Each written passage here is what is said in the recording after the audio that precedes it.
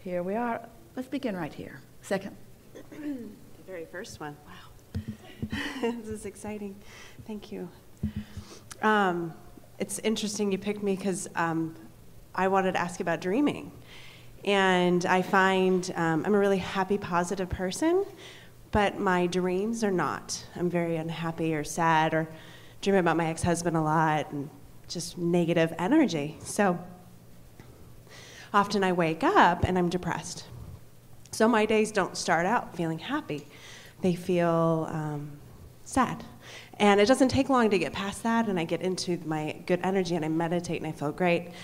But every morning I wake up feeling sad. So what am I manifesting with my sad dreams, I guess? What does it mean? We are really pleased to have this conversation at this point in the discussion, because we just said to you that while you slumber, that your momentum stops. Right. And it sounds, from what you're saying, that not only did your momentum not stop, but that your dream perpetuated it. Yeah. So we have some things that we want to explain to you about dreams and consciousness, and then we're going to answer these questions fully. This is going to be really beneficial to you, to all of you. Okay.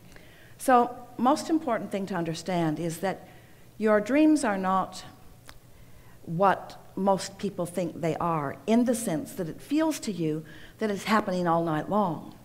When actually what's happening is, in the moment that you are awakening, depending upon the vibrational frequency of your being, those dreams are being downloaded, in other words. So this sounds like a contradiction from what we were saying, because when we say that when you go to sleep, you stop the momentum, what we mean is, while you're sleeping, you're not adding to the momentum. In other words, you're not adding to your momentum while you are sleeping.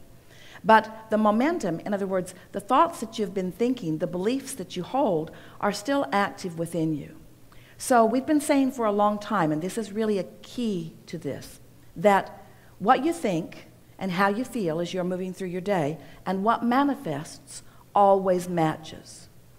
You never allow yourself to realize beyond what you believe. That's just the way it is. Because a belief is a thought that you keep thinking. So let's say that again. You cannot manifest beyond the thoughts that you continue to think. Law of attraction just never makes mistakes like that. In other words, what you're offering vibrationally and what's manifesting always match. Your dreams are the same way. What's manifesting in your dream is what's going on vibrationally. And the wonderful thing about dreams are that they help you to realize vibrations that you've got going on that you're, in many cases, not willing to own up to. Because you want to be positive, you want to believe that you are positive. No, when we say you create your own reality, that feels really good to someone who's right now living something that they want, and not so good to somebody who's right now living something that they don't want. And your knee-jerk response usually is, oh, I don't believe that I create my own reality, because I would never do that to me. I would not create this thing I do not want if I were the one who is creating my own reality. And we say, we didn't say that you're doing it on purpose, but you are doing it. Most people are offering most vibrations in response to what they are observing. So it's a pretty easy thing to understand. You have a relationship that is no more. You call it your ex-husband.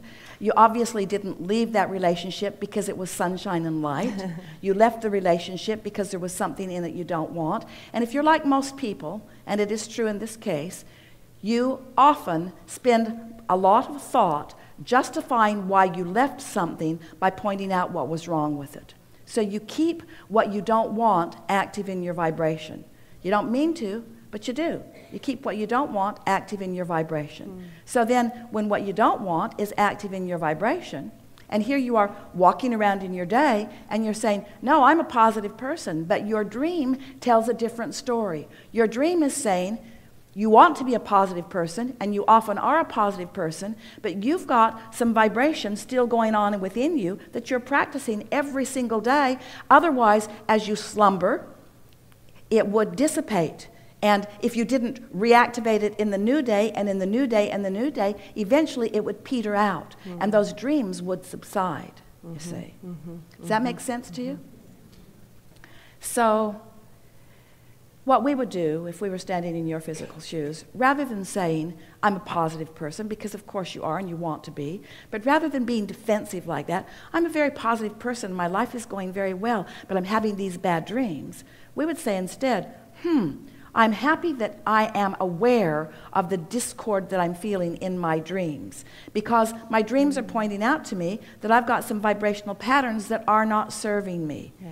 And anything, we promise you, if it's not serving you in your dreamscape, it's not serving you in your wakescape.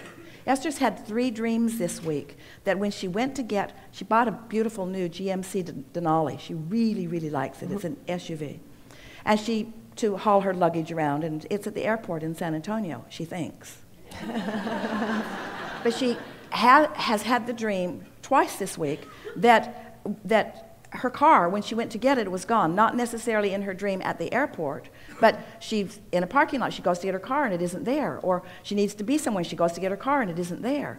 And she knows that it's because she left late. She got to the airport just in time to make her flight, just in time to check her bags to make her flight.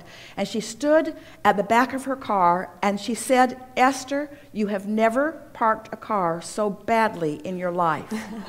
It wasn't in the space well at all. It was sort of at an angle. It was kind of over that line and kind of over that line. And she thought, fix the car or get the flight. Fix the car or get the flight. And then she thought, I'll just get the flight. But so she left it in a place she doesn't want it to be, and her dream is showing her that she's worried about her car. She's worried about her car. No one's ever taken a car from her. No one's ever taken anything from her. That she has no basis. And so, Abraham, really? Are you saying that much attention to something unwanted could trigger a dream? Yes, because what's active in your vibration is manifesting in your experience, and your dreams are manifestations too, you see. So if you're waking up from dreams and you feel wonderful, then change nothing. Just keep following the trajectory that you're on. Keep having the same conversations with the same people about the same things. But if you're having some dreams that are about shortage of this or shortage of that or something, then that's an indication to you that you have some cleaning up of your vibration to do. Isn't that a wonderful thing? Don't you just love it? Now, why does it show up in your dream? Ooh. Why does it show up in your dream, but you're not consciously acknowledging it in your wake state? Because in your dream, you have no resistance going on, and you're able to see what's going on vibrationally. And, this is the big thing. We've never said this to you before. This is a piece we are so happy to put into this puzzle of how this all unfolds for you. Since, while you are sleeping, there is not resistance, you are not tensing against conditions and pretending things are different than they are. Think about it. We've been talking a lot lately about unconditional love. Most people don't have a clue what that even means. They think it means just put up with the crap that person's giving you and not do anything about it. Unconditional love means becoming so general in this thought that the conditions are not an active part of the vibration. And in the absence of resistance, you are in complete alignment with Source, and that's what love is. So now we want to go back and clarify what we're talking about here. While you are asleep, you are not hard on yourself. You are not feeling guilty about what you've done and not done. You are in a state of unconditional acceptance, allowance. And in that unconditional acceptance and allowance, you can see through the dream playing it out like a movie of the vibrational resistance that you've got going on. But you block it in your wake state because you don't want to admit you've got resistance going on. Did you hear that? If you heard that, you are right out on the leading edge. In other words, that is so big, you see. We want you to feel that way about the negative emotion that you have whenever you have that negative emotion. We want you to accept it as guidance, not as condemnation. not as an indictment of who you are. Oh, I felt negative emotion. I'm such a bad person. No, you felt negative emotion because your guidance system is working and because you're sensitive enough to know that you're introducing a vibration into the equation that isn't serving you very well. That's all. In other words, you're watching some little one learning how to walk, not very good at it, hardly even at all, just sort of stumbling and bumbling around. And when he falls down, you don't say, "Get up, you little dummy." Because you accept, you're not judgmental of his ineptness yet. You'll say that to him in about 5 years.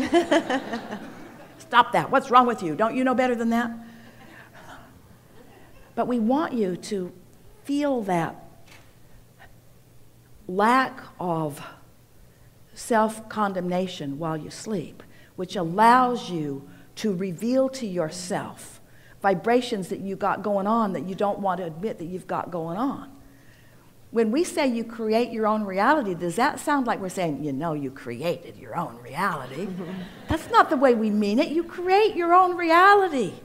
When we say, oh, negative emotion is your guidance, we're not saying, yeah, a negative emotion. Yeah, you got negative emotion. It's not like that. We say negative emotion. Negative emotion is letting you know that you're introducing contradiction to your own equation. That's all. There's no judgment or indictment about the wrongness of it. Mm-hmm. You don't touch the hot stove.